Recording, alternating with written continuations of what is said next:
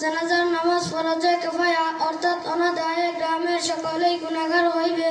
অবশ্য কিছু সংখ্যক লোক নামাজ আদায় করিলেও ফরজ আদায় করিয়া যাইবে, তাহাতে অনুপস্থিত গ্রামবাসী আর গুনাহগার হইবে না।